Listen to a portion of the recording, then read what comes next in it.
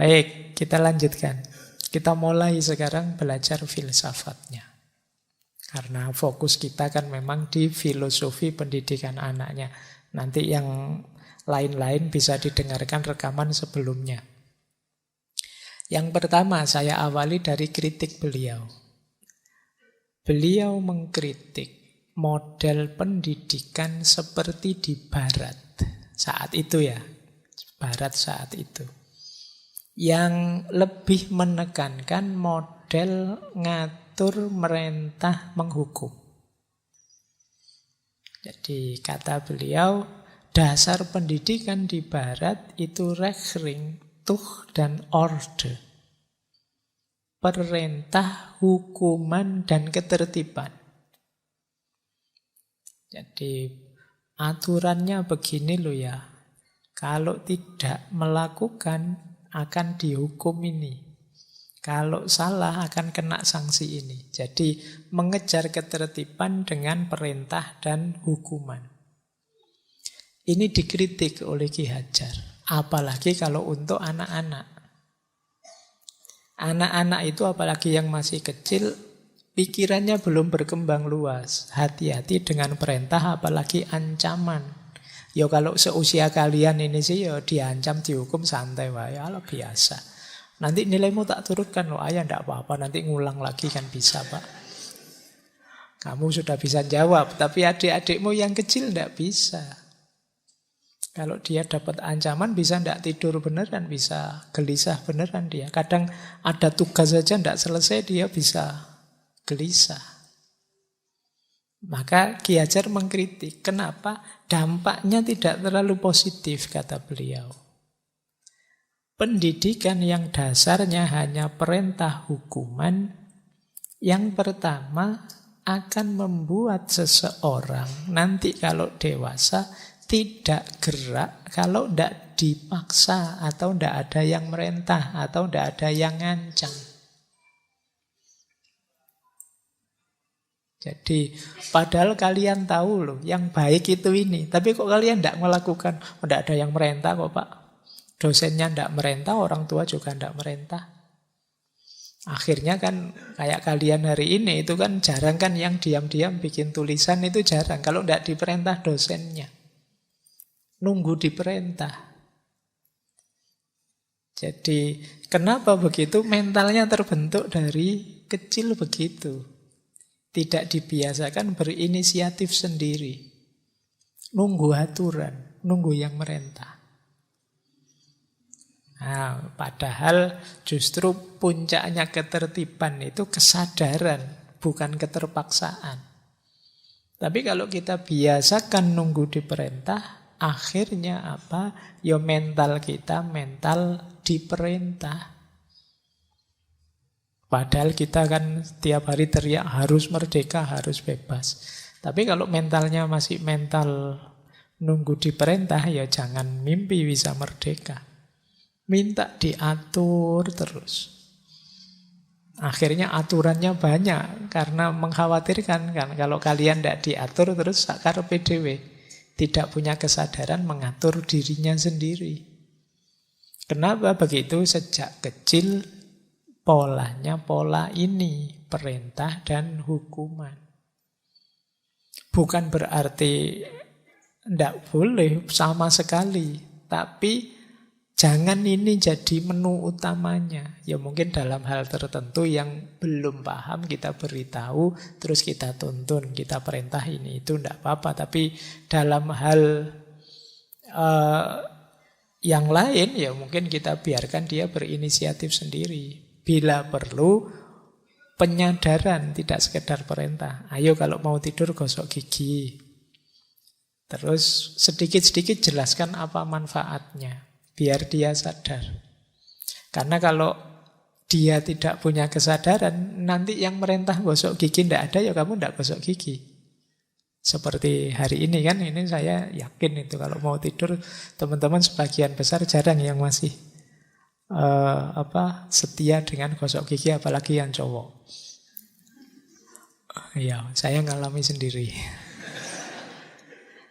Jadi Kenapa begitu? Ya, tidak ada yang merintah, tidak ada yang maksa kemarin.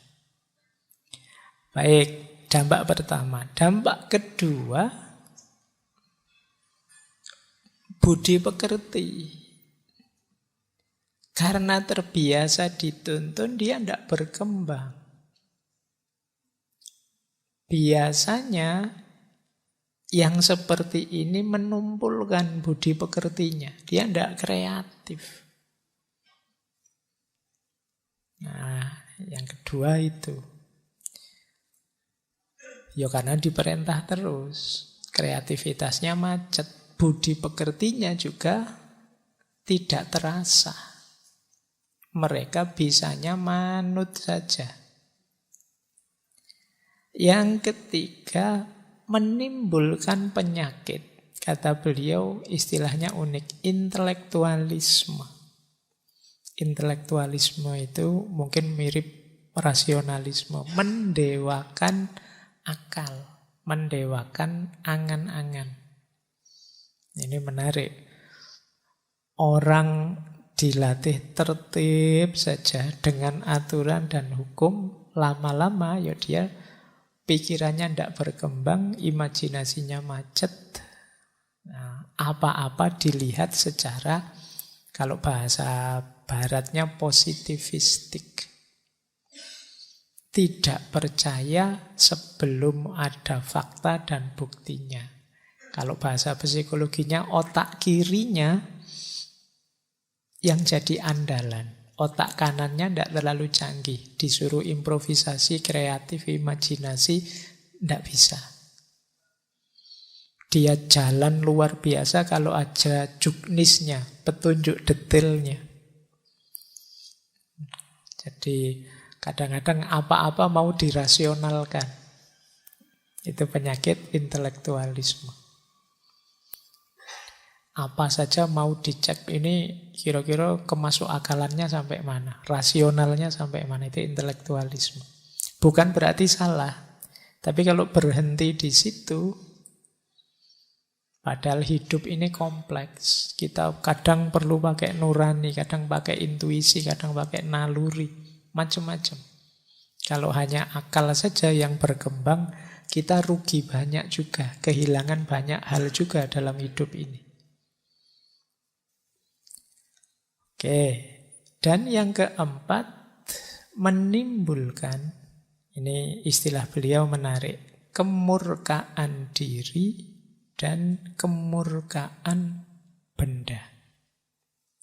Kemurkaan diri itu individualisme. Kemurkaan benda itu materialisme. Akan melahirkan orang yang dipikir dirinya sendiri saja.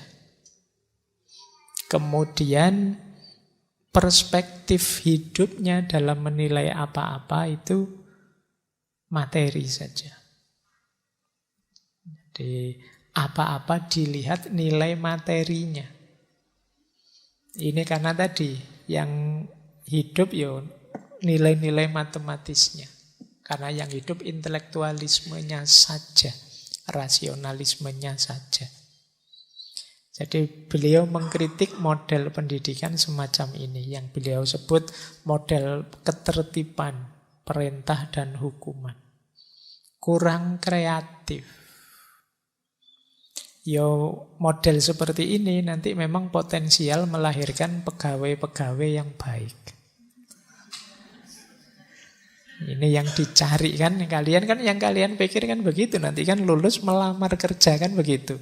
Untuk jadi pegawai. Dan untuk jadi pegawai memang butuh hidup yang tertib, teratur, serba terukur. Tapi itu tadi individualistik dan materialistik. Baik, ini kritik ya, nanti boleh kalian diskusikan.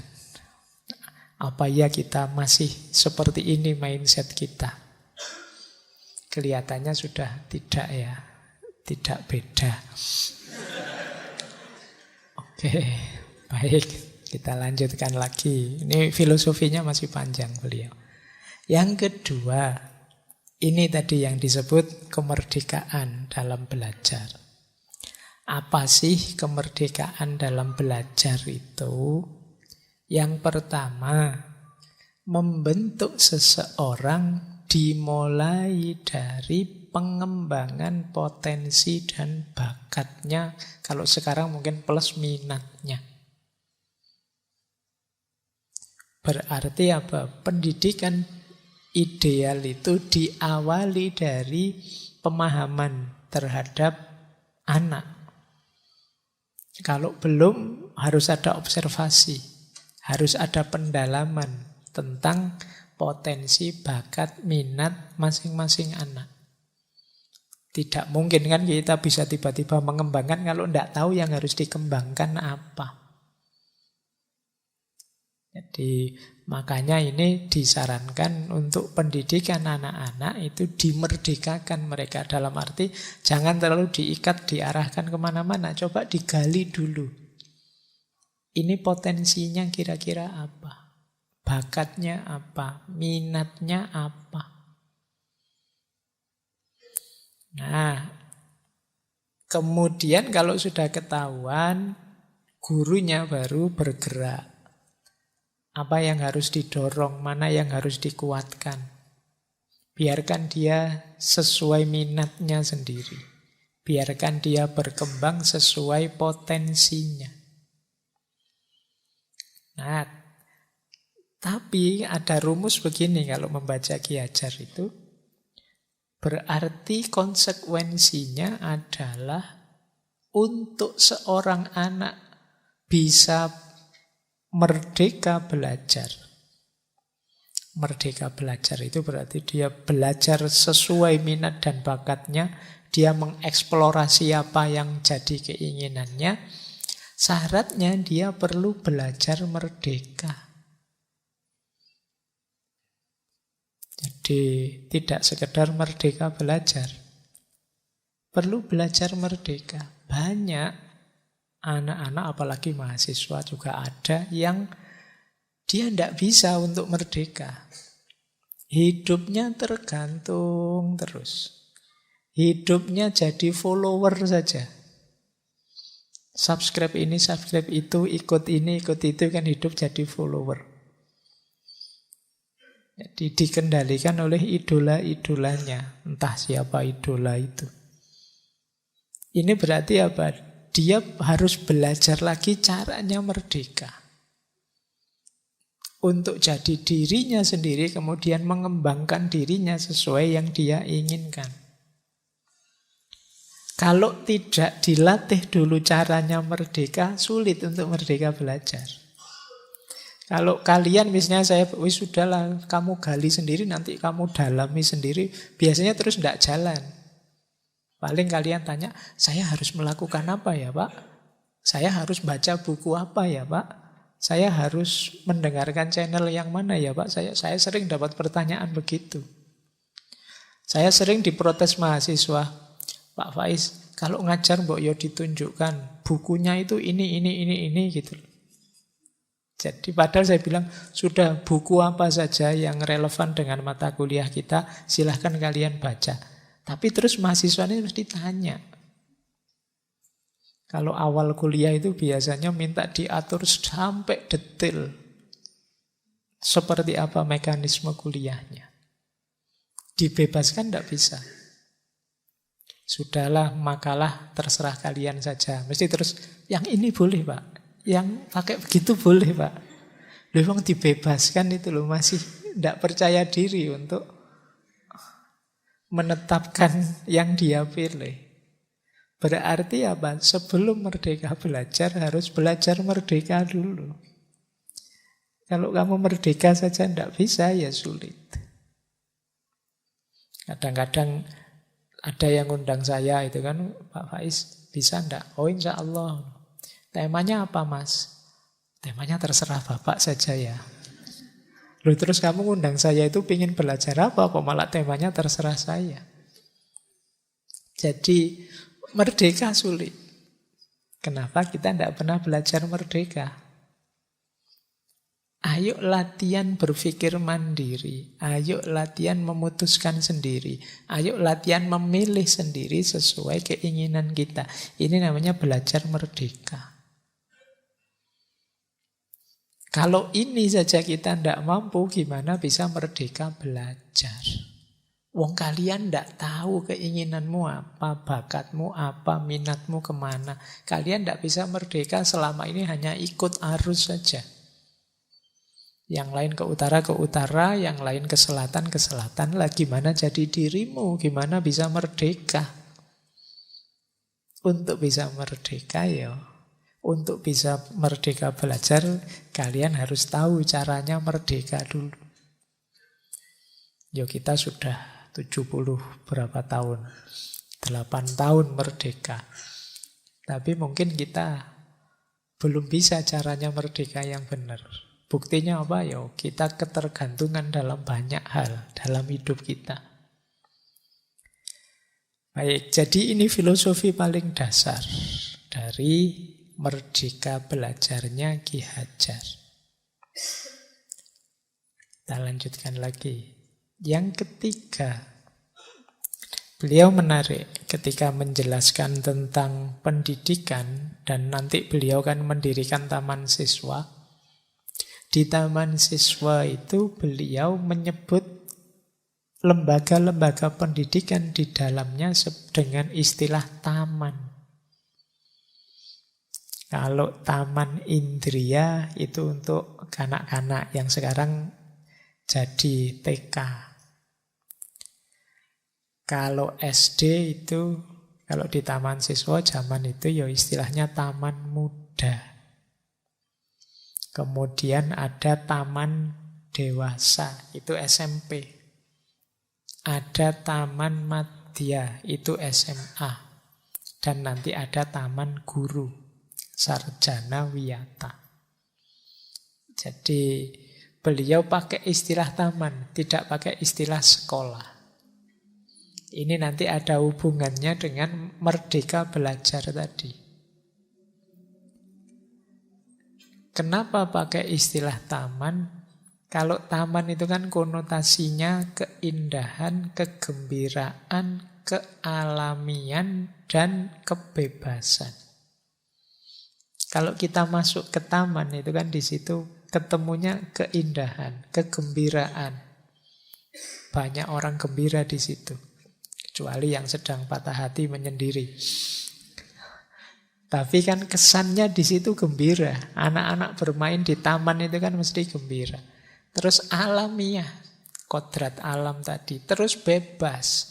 Di taman dia bisa milih permainan sesuai yang dia inginkan. Makanya lebih pakai istilah taman. Biar tidak kaku formal. Sekolah itu kan rasanya memang agak kaku. Agak formal. Tapi begitu pakai istilah taman, itu rasanya lebih segar, lebih nyaman. Bahkan para filosof Yunani itu kan ya model akademinya, kuliahnya kan di luar. Di taman, istilahnya peripatetik. Jalan-jalan. Masyaiyah kalau dalam bahasa Islamnya. Karena ketika ngajar, ketika belajar di luar. Di bawah taman, di bawah pepohonan. Rasanya kan lebih segar. Kalau di sini kan di tengah-tengah tiang, di bawah atapnya genteng itu kan kamu ngantuk mesti. Coba di luar, di yang lebih segar, itu mungkin lebih fresh pikiranmu menangkap materi. Tapi ya enggak malam kayak gini ya. Kalau malam nanti kamu di tengah-tengah pohon-pohon lebih ngeri lagi. Tapi yang segar mungkin di luar ya siang hari gitu. Pagi hari lebih segar lagi, sore hari. Kalau di akademinya Plato itu kan nanti ada kurikulumnya sendiri. Dan kurikulum itu menyesuaikan kondisi tubuh. Oh kalau pagi masih segar itu enaknya materi ini. Siang agak capek ngantuk sedikit materi ini.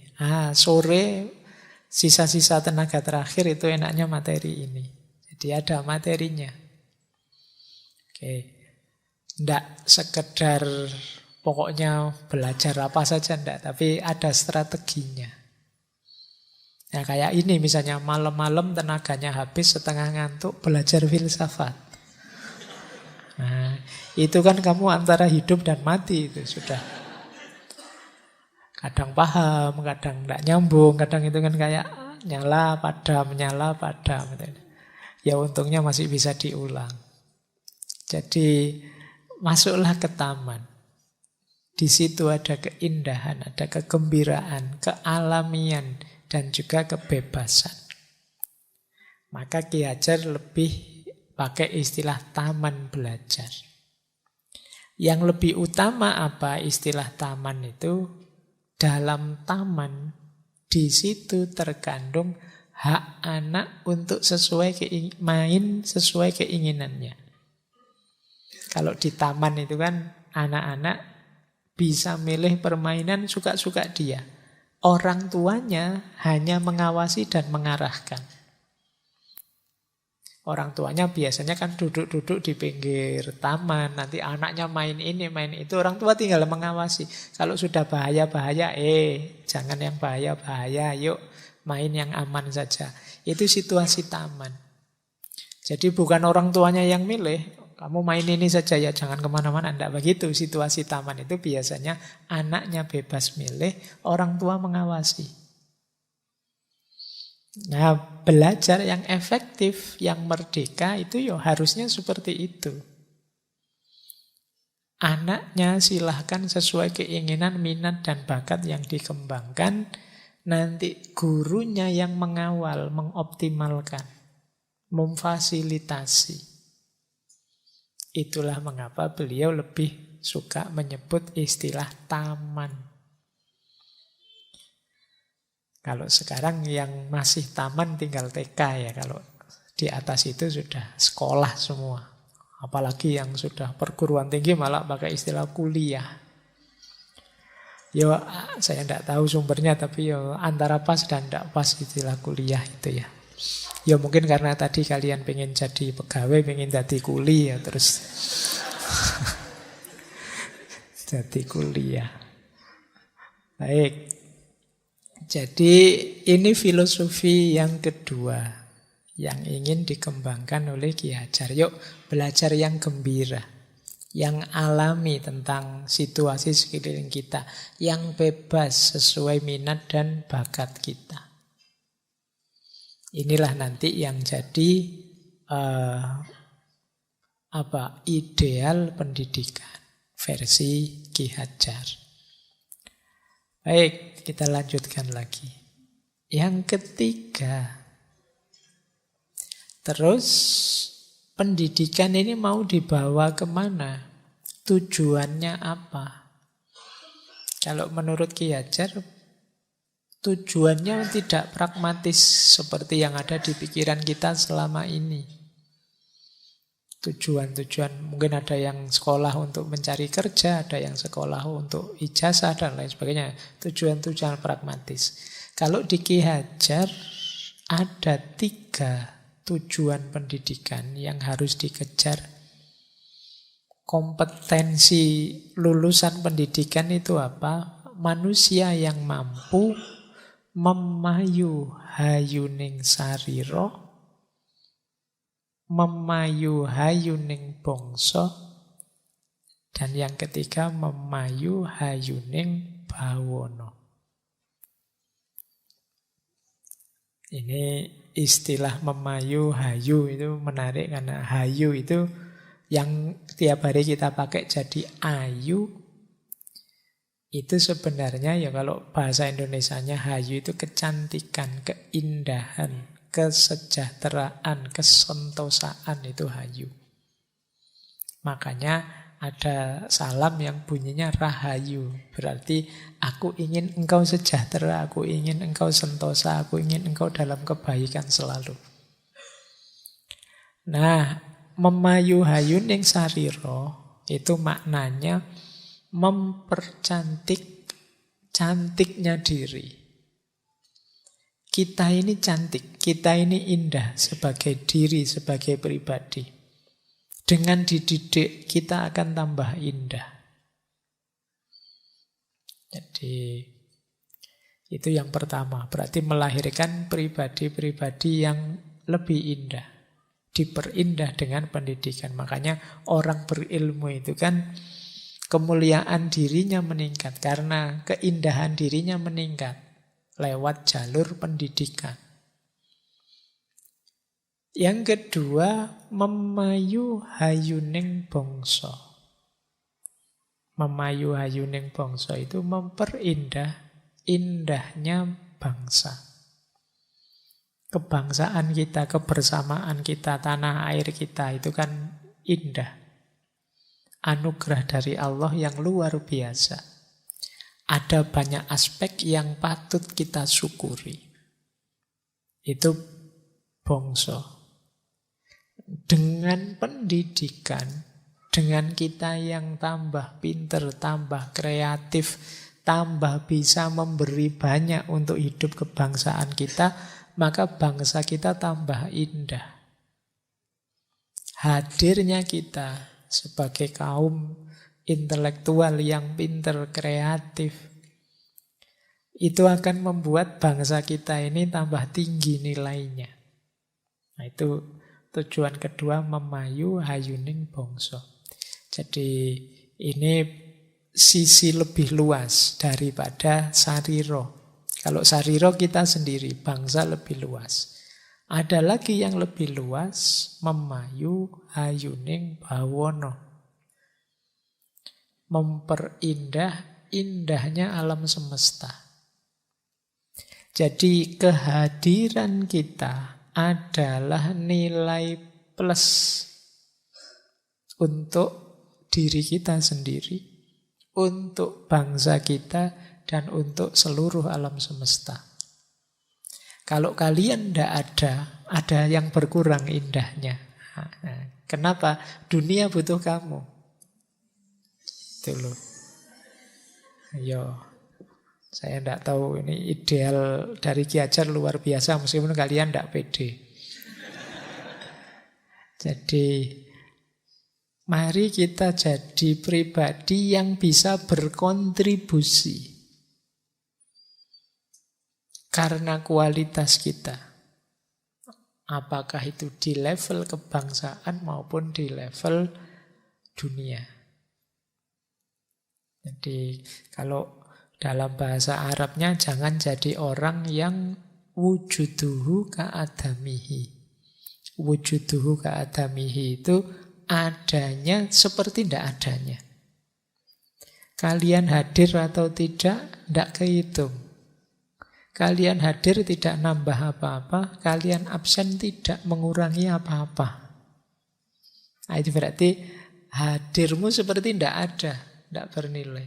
Jadilah orang yang ditunggu dinanti. Kalau kamu tidak ada, kita kehilangan banyak. Nah, cuma ini lewat jalur pendidikan. Ya. Kan ada orang yang ditunggu kan bukan kualitas dirinya, mungkin uangnya saja. Wah, karena kamu tadi tidak ada, kita tidak jadi makan bersama. Ya. Biasanya yang traktir kamu, ini kan karena kuenya. Tapi ini maksudnya kebersamaan, kehidupan kita bersama jadi tambah indah karena kamu hadir. Ketika kamu tidak hadir, ada yang berkurang. Ngaji ini misalnya asik sih Pak, enak sih Pak. Apalagi kalau dia hadir. Hadirnya dia menambah indah ngaji ini. Tapi ilmu ya tidak dari yang lain-lain. Kalau dari yang lain-lain ya beda lagi. Jadi inilah ideal orientasi pendidikan. Ini namanya Trirahayu. 3 kerahayuan, yaitu memayu hayuning sariro, yang kedua memayu hayuning bangsa, dan yang ketiga memayu hayuning bawono. Bayangkan luar biasanya bangsa kita kalau masing-masing dari kita itu adalah nilai plus, nilai plus, nilai plus.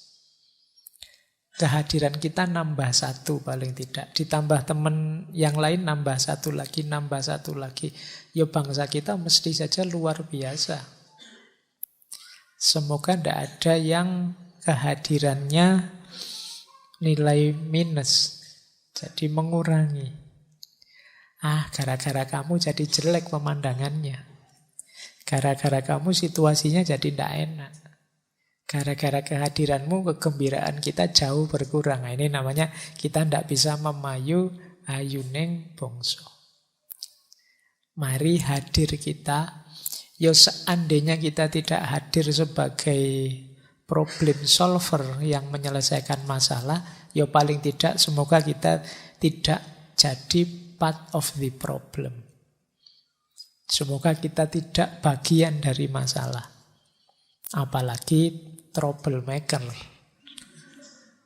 Kita yang tiap hari bikin masalah. Nah, jadi ini orientasi pendidikan. Mempercantik, memperindah. Semakin terdidik, semakin berkualitas kita sebagai manusia, semakin indah.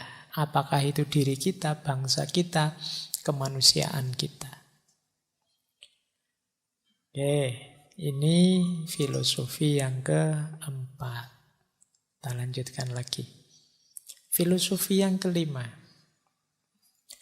Namanya sistem Among.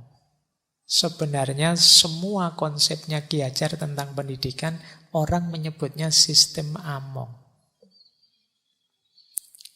Sistem Among itu mendidik itu seperti kita momong.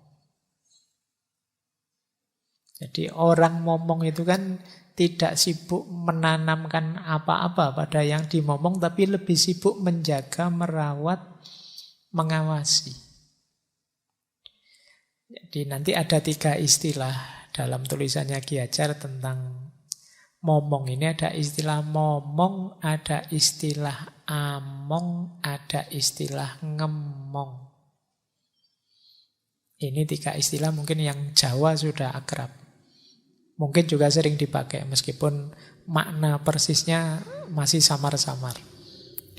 Kalau momong itu aktivitas mengawasi yang lahir dari kasih sayang.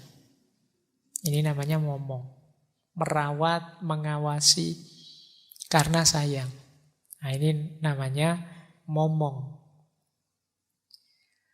Termasuk nanti menanamkan kebiasaan-kebiasaan yang baik. Ini namanya momong. Beda dengan among. Kalau among itu penekanannya pada memberi contoh, memberi teladan, biar ditiru. Itu namanya among. Saya tak ngomong yang sopan, biar anak ini niru. Ngomong saya ini namanya among. Yang ketiga ngemong. Kalau ngemong ini mengoptimalkan potensinya tadi. Wah, anak ini kok pinter nyanyi. Tak fasilitasi biar dia nyanyinya tambah bagus. Ini ngemong. Kita terima minat, bakat, keinginannya, kemudian kita bantu untuk mengoptimalkan itu, ngemong. Makanya kadang-kadang ada istilah, kamu jadi kakak kelas yang ngemong ya sama adik kelas. Ngemong itu berarti bukan keinginan kita, target kita paksakan ke dia. Tapi terserahlah dia ingin apa, dia perlu apa, saya bantu. Nah, ini orang menyebutnya, kamu kakak kelas yang ngemong sama adiknya. Jadi kalau ngemong itu semacam mengawasi, melihat apa keinginan, minat, bakat, potensi, dan membantu semampu kita. Ini kalau pakai istilah bahasa Arab mungkin lebih masuk. Bedanya tarbiyah dengan taklim dengan takdib. Kalau tarbiyah itu seperti ngemong ini. Jadi kita mendidik dengan cara mengoptimalkan potensinya. Beda dengan taklim. Kalau taklim itu mungkin mirip momong tadi, menanamkan kebiasaan-kebiasaan, menanamkan wawasan-wawasan. Ini seperti taklim. Kayak semacam ini kan namanya taklim. Ini kalau bahasa Jawa mungkin momong, malam hari ini saya momong kalian. Sudah besar masih minta dimomong. Nah, ada lagi among. Kalau among itu mungkin mirip taktib ya. Kita menunjukkan teladan yang baik biar ditiru. Taktib itu makna letternya memberadabkan. Jadi pendidikan itu harusnya bisa menjalankan 3 fungsi ini. Fungsi momong, fungsi among, dan fungsi ngemong. Ya memang idealnya seperti ngemong, seperti tarbiyah. Kita kembangkan anak sesuai potensinya. Tapi dalam bagian tertentu ya kita perlu momong. Kita perlu ngajari. Wong anak ini masih belum tahu banyak hal. Dan dalam bagian yang lain kita perlu among. Otaknya belum menangkap, biarlah dia meniru saja apa yang kita lakukan. Ini perlu among. Ini yang disebut sistem among. Jadi model pendidikan yang tidak memaksakan teori atau sekedar mentransfer konsep pelajaran. Tapi juga mengoptimalkan potensi, mengaktualkan bakat dan minatnya, dan juga memberadabkan dalam tanda petik. Kita memberi teladan padanya bagaimana caranya menjadi manusia yang beradab. Oke. Baik, ini ciri filosofi pendidikan anak yang ke-5. Kita masuk ke sistem among. Baik, kita lanjutkan. Oh, ini filosofinya banyak. Semoga teman-teman bisa mengikuti ya. Ya nanti kalau ada yang lepas-lepas bisa diulang. Yang ke-6. Filosofi pendidikan anak yang ke-6 menurut Ki Hajar, pendidikan itu harus relevan dengan kehidupan dan nilai budaya anak.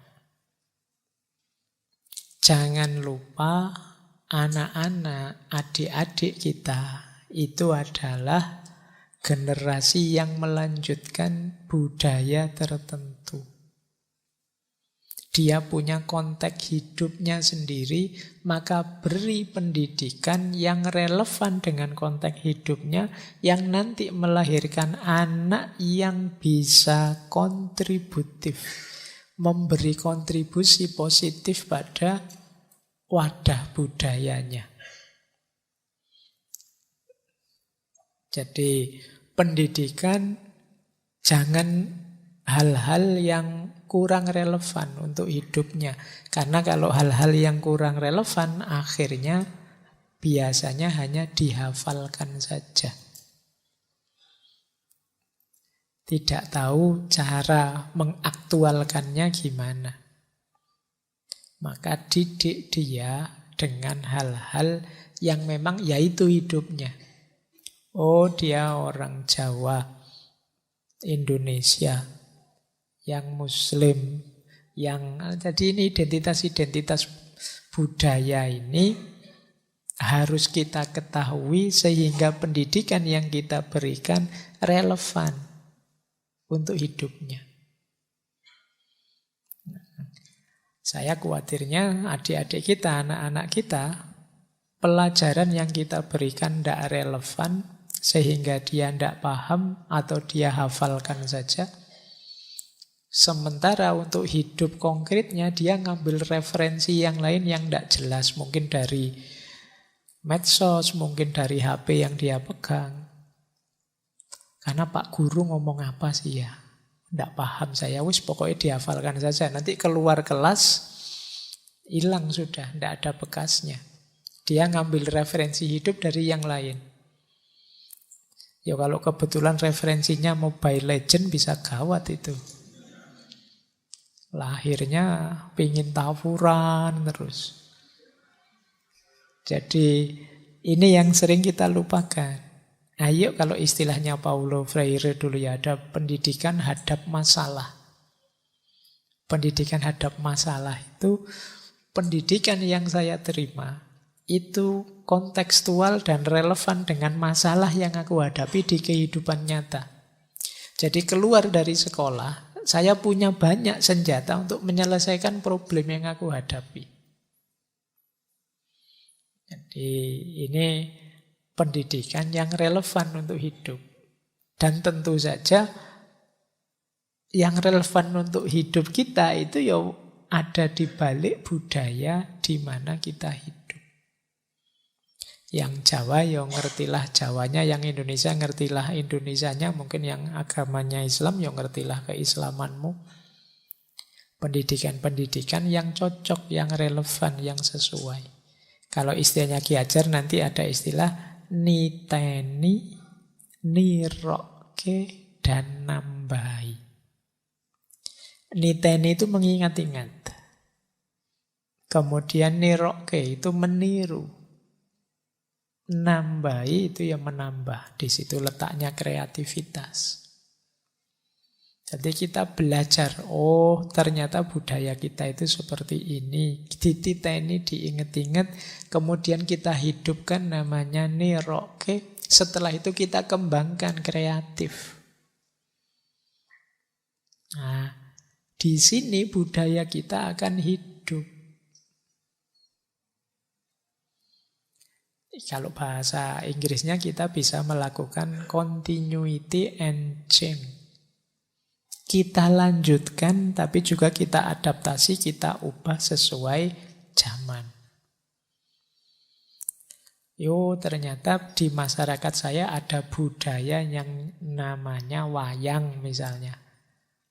Dititeni, dipelajari, mungkin ditirukan, kita belajar tentang wayang. Bila perlu, nambahi, kita kembangkan. Wah, saya kalau ndalang ndak bisa Pak, tapi bikin program EI yang bisa ndalang, saya bisa. Kebetulan saya sarjana teknik komputer misalnya. Loh itu kan keren, besok ada wayang artifisial misalnya. Nah itu niteni, niroke, nambahi. Tapi kan tetap berawal dari pemahaman kita terhadap budaya dan nilai-nilai kita. Nilainya tetap dipegangi meskipun wadahnya beradaptasi sesuai dengan perkembangan zaman. Jadi inilah filosofi pendidikan yang keenam yang diinginkan oleh Ki Hajar. Baik, saya lanjutkan lagi. Yang ketujuh, pendidikan itu tentu saja ya ndak hanya urusan akal. Nanti jatuhnya intelektualisme tadi, rasionalisme yang hanya percaya pada akal saja. Tapi akal juga perangkat utamanya. Tidak hanya yang fisik-fisik, yang materi-materi, nanti jatuhnya pada kemurkaan benda atau materialisme tadi. Pendidikan itu ya utuh, ya cipta, ya rasa, ya karsa. Ya cipto, ya rasa, ya karsa. Kognitif, afektif, dan psikomotorik. Belajar itu ya daya pikirnya dikelola, rasanya dihidupkan, kreativitas psikomotoriknya dikembangkan. Inilah yang disebut humanisasi. Humanisasi itu proses menjadikan manusia sebagai manusia. Manusia sebagai manusia itu ya hidup tiga-tiganya. Cipta, rasa, dan karsanya. Orang kok hanya kognitif saja, tidak punya rasa, tidak punya karsa, dia hidupnya akan tadi mekanistik, rutinitas. Orang kok hanya hidup rasanya saja, akalnya tidak jalan. Kalau bablas nanti kalian mungkin menyebutnya halu. atau baper, itu terlalu emosi. Tidak ada kendali rasionalnya. Hidup tidak ada kendali rasional juga berat. Atau kreatifnya luar biasa, tapi rasionalnya tidak jalan, rasanya tidak jalan. Kita menyebutnya ngawur. Tiga-tiganya harus berkembang.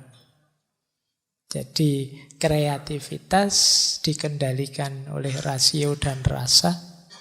Rasa yang diseimbangkan dengan rasio diwujudkan dalam kreativitas. Rasio yang diperluas dalam rasa dimanifestasikan dalam karsa. Tiga-tiganya harus utuh. Karena tiga-tiganya penting. Itu kalau dirangkum kadang pakai istilah akal budi dalam bahasa Indonesia. Para tokoh lama yang saya sebut tadi itu biasanya jarang pakai istilah akal saja. Mesti ditambahi akal budi. Karena ini satu rangkaian. Epistem yang menggandeng antara daya rasional dan afektif, daya rasa yang tumbuh dari nurani, naluri. Makanya kita diminta 3 kata Ki Hajar, yo ngerti, yo ngeroso, yo ngelakoni. Ngerti itu paham, daya rasional. Ngeroso itu yo afeksinya jalan. Nuraninya hidup. Daya empatiknya jalan. Dan yang ketiga, ngelakoni. Ngelakoni menjalankan. Makanya dalam tradisi kebatinan Jawa ada istilah ngelmu kuwi kelakone kanthi laku. Tuntasnya ilmu, utuhnya ilmu itu kalau sampai puncak laku. Tapi untuk bisa sampai laku tidak cukup hanya ngerti, tapi juga ada ngeroso. Ngeroso itu batin yang hidup. Mungkin lebih dekat kalau pakai bahasa Indonesia, daya empatiknya tinggi. Kalau ngerti itu daya rasionalnya tinggi. Kalau ngelakoni itu kesadarannya sudah muncul untuk menjalankan. Jadi ini jadi kunci nanti dalam hidup kita. Sekali lagi ini menegaskan seperti sering saya jelaskan, dalam hidup ini kita itu alat yang diberikan oleh Allah pada diri kita, tidak sekedar akal. Tapi ada banyak perangkat yang lain. Tidak sekedar untuk ngerti, tapi juga untuk ngerosok, juga untuk ngelakoni. Kita masih punya naluri, insting. Kita kan masih punya insting. Misalnya insting untuk kawin, itu kan naluriah. Insting menghindar dari bahaya, itu naluriah. Biasanya tidak pakai dipikir jelimet atau pelatihan-pelatihan, itu sudah ada dalam diri kita. Kalian pengen kawin kan tidak pernah kursus gimana caranya bisa pengen kawin kan tidak. Tiba-tiba muncul saja keinginan untuk menikah itu. Itu instinktif. Atau pengetahuan nurani. Kalau insting itu istilahnya naluriah. Kalau nurani itu berhubungan dengan empatik ngeroso tadi. Ini diperlukan biasanya untuk hubungan antar manusia. Orang Jawa itu kan sangat teliti, perhatian dengan hubungan sesama. Rumusnya ada di rasa. Kok ada peserta ngaji sudah banyak yang menguap bolak-balik ngajine diteruske wae, itu kurang perasaan yang ngomong.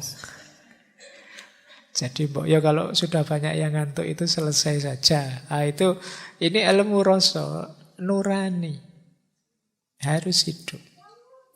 Belakangan ini saya melihat daya ngeroso nurani yang hidup itu banyak berkurang. Karena kita mulai jarang berinteraksi langsung, kita interaksinya lewat medsos. Jadinya tidak kelihatan, tidak intim. Sehingga daya empatik kita banyak berkurang. Banyak yang dengan santainya misalnya mencela orang, dengan santainya ngomong jelek tentang orang, dengan santainya menjelek-jelekkan yang dia tidak suka. Dia tidak bisa memperhitungkan ini yang saya jelek-jelekkan sakit hati apa enggak ya. Kira-kira kalau saya dijelekkan kayak gitu, kira-kira saya mangkel enggak ya, saya marah enggak ya.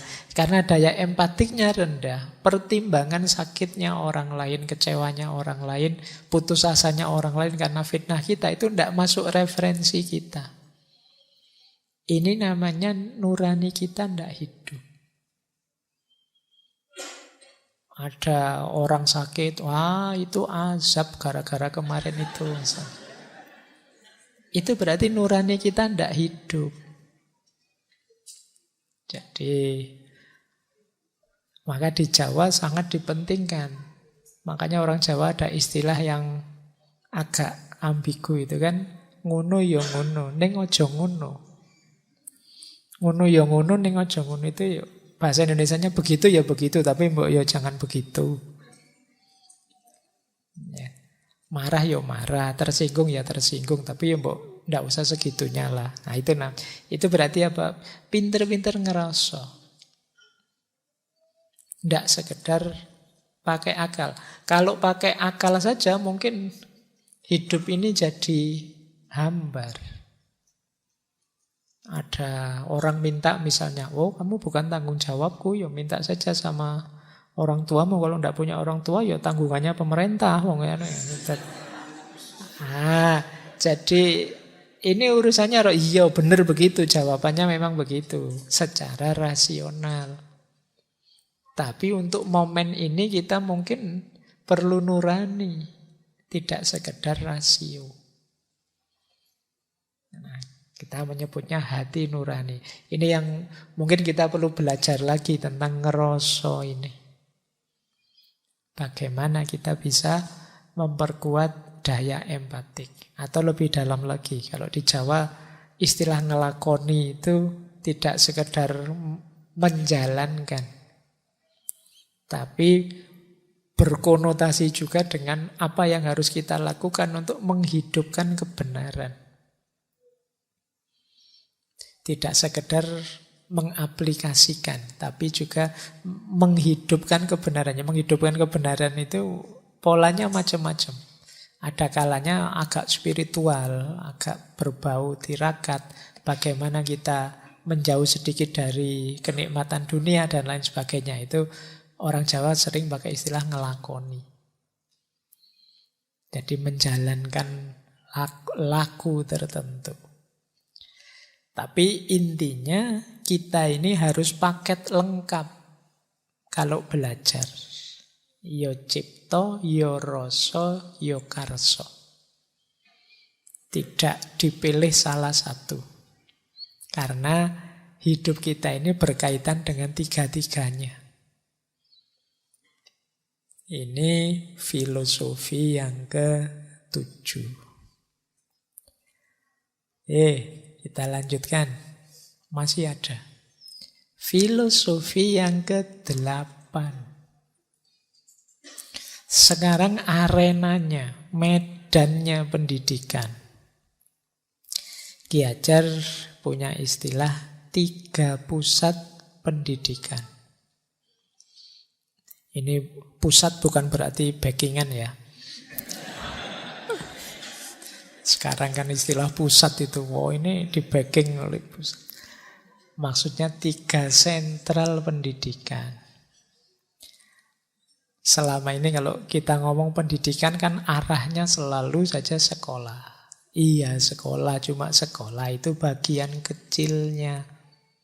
Sentralnya pendidikan itu ada 3. Kalau di Ki Hajar ada keluarga, ada perguruan, ada pergerakan.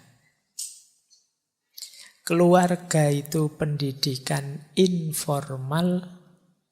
Kalau perguruan berarti sekolah, itu pendidikan formal. Kemudian pergerakan. Pergerakan itu di tengah masyarakat. dalam beraktivitas nyata. Kalau pergerakan itu berarti pendidikan non-formal.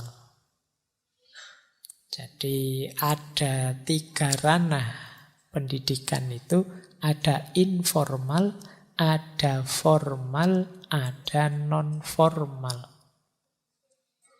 Dan ini perannya penting semua. Yang pertama, keluarga. Keluarga ini penting untuk pendidikan budi pekerti dan unggah-ungguh laku sosial. Ini paling dasar sudah.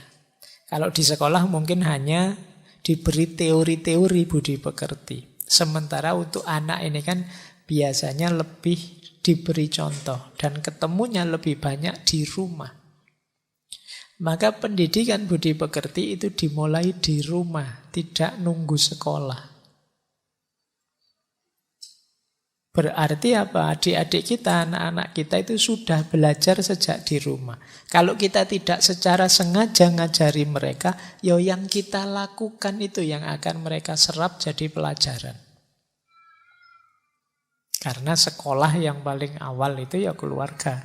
Nanti kalau dilanjutkan lagi ya paling dasar lagi dalam keluarga ya ibu. Ada yang bilang begitu, tapi ya secara umum tetap di dalam keluarga. Jadi ya meskipun ibunya sangat baik, kalau di rumah bapaknya misah-misuh terus ya sama saja, anaknya belajar niru misuh dari bapak.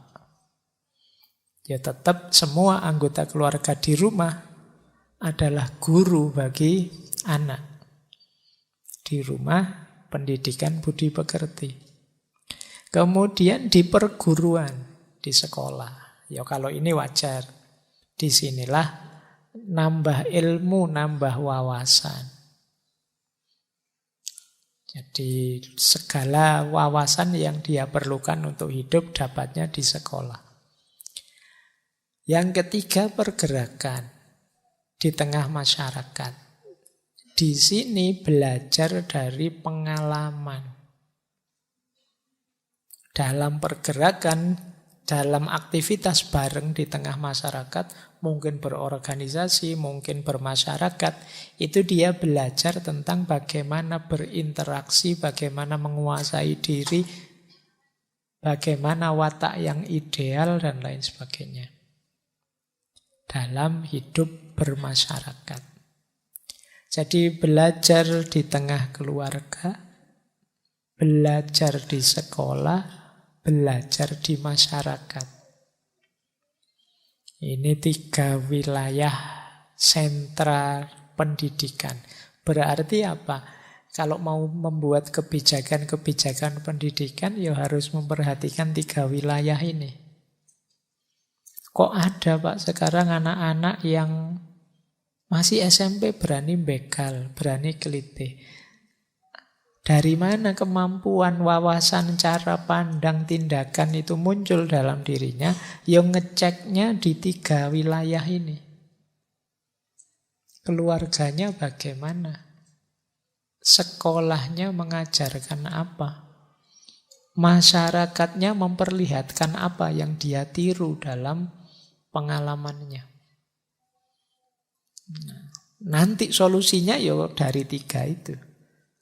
Keluarga harus dibenahi seperti apa? Kurikulum harus diubah bagaimana? Tata hidup, tata masyarakat harus diatur ulang seperti apa? Ini kalau ingin lebih utuh menggarap anak-anak. Karena wilayah kerjanya 3 ini. Ya mungkin selama ini fokusnya lebih banyak di sekolah. Ya memang sekolah salah satu bagian yang vital. Tapi kadang di sekolah diajari apa, nanti pulang ke masyarakat, di tengah masyarakatnya kayak gimana. Di rumah orang tuanya kayak gimana. Itu biasanya lebih berpengaruh. Atau orang tuanya tidak peduli, masyarakatnya tidak ambil peduli. Yang penting anakku sekolah ya wis, misalnya prinsipnya hanya itu saja ya. Kadang-kadang kita kecolongan, kemudian kaget. Ini loh masih SD kok sudah bisa begitu misalnya. Masih SMP kok sudah berani itu. Nah, ini pentingnya kita lihat 3 ranah ini. Ini akarnya. Baik, inilah tripusat, trisentral pendidikan. Kita lanjutkan lagi, ini yang ke-8. Yang ke-9. Ini hubungannya dengan prosesnya pendidikan.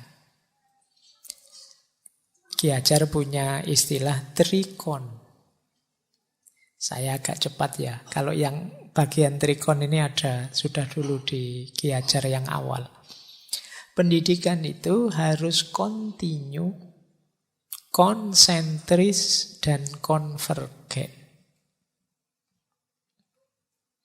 Kontinu itu ya harus ada blueprintnya. Dilakukan secara terus-menerus berlanjut. Kita rancang secara utuh, tahap demi tahapnya untuk mencetak generasi yang luar biasa. Ini namanya kontinu. Jangan gonta-ganti blueprint terus. Nanti baru jalan ganti aturan. Baru jalan ganti aturan. Tidak jadi terbentuk-bentuk nanti. Jadi prinsip pertama kontinu. Insya Allah ya semua konsep baik lah. Konsep-konsep kurikulum, konsep-konsep pendidikan itu kan antara yang baik dan yang baik. Tinggal kita pilih yang paling cocok, paling relevan saja untuk kita. Yang kedua, konsentris. Konsentris itu harus sesuai dengan budaya dan nilai-nilai kita.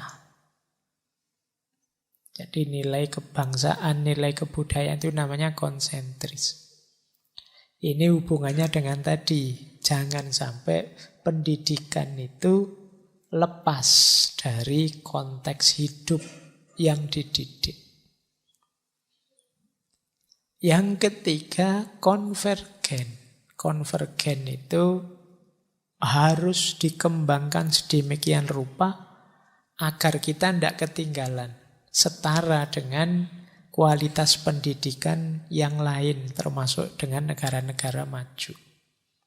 Ini namanya konvergen. Cuma selain konvergen ya harus kontinu dan juga konsentris. Mungkin selama ini yang banyak jadi perhatian aspek konvergennya. Kita harus maju, kita harus setara, kita harus tanding dengan negara barat dan lain sebagainya. Saatnya kita mulai berpikir kontinuitasnya. Rencana jangka panjangnya. Kalau memang menginginkan misalnya 2045 memang lahir Indonesia emas, lo ada tahapan sampai 2045 dari dunia pendidikannya seperti apa. Kemudian konsentris, sisi-sisi kebudayaan, nilai-nilai kebangsaan yang harus kita tanamkan dalam generasi muda. Jangan sampai mereka tidak paham identitasnya sendiri. Baik, jadi ini tentang proses kelembagaannya. Ada filosofi kontinu, konsentris, dan konvergen. Yang ke-10, ini ciri kedua tadi, kodrat pendidikan anak. Nah, kalau tadi ada yang tanya kodrat, yang dimaksud kodrat itu seperti apa sih Pak? Ya pendidikan sesuai kodratnya anak. Nanti Ki Hajar membagi 3. Masa kanak-kanak, masa pertumbuhan pikiran dan jiwanya, dan masa pembentukan budi pekerti dan kesadaran sosial. Masa kanak-kanak itu 1-7 tahun. Masa pertumbuhan jiwa dan pikiran 7-14. Terbentuknya budi pekerti kesadaran sosial 14-21. Kelihatannya yang ngaji malam hari ini banyak yang sudah telat. Banyak yang di atas 21 ini. Pak, saya sudah 21 lebih tapi kok belum terbentuk, Pak. Ya sekarang kamu mulai lagi dari nol saja. Seperti ini, kayak masa kanak-kanak. Masa kanak-kanak itu kinder periode. Kinder artinya anak ya, ini bahasa Belanda. Kinder periode itu masa kanak-kanak. Model pendidikannya yang cocok istilahnya wiraga, berhubungan dengan aktivitas fisik lebih banyak. Cara mendidiknya diberi contoh, dibiasakan. Jadi ini untuk anak-anak 1-7 tahun. Dari PAUD sampai mau masuk SD. Ini sebaiknya mereka diberi contoh-contoh, jangan diceramai yang ruwet-ruwet, tidak ngangkat. Jangan diberi materi ngaji filsafat, tidak nyambung. Jadi beri contoh saja, dibiasakan. Ini kelihatannya simpel, tapi justru terbangunnya watak dan karakter diawali dari sini. Karena kesan masa kecil itu biasanya membekas. Yang kedua, umur 7 tahun sampai 14 tahun. Intellectually periode.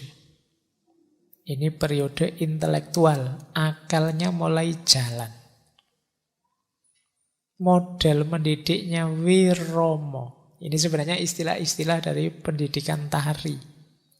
Wiromo itu pemahaman tentang irama, ritme, dinamika hidup. Kalau bahasa yang lain tadi ya sunnatullah. Nah, di usia ini memang lebih efektifnya diajar, diberitahu,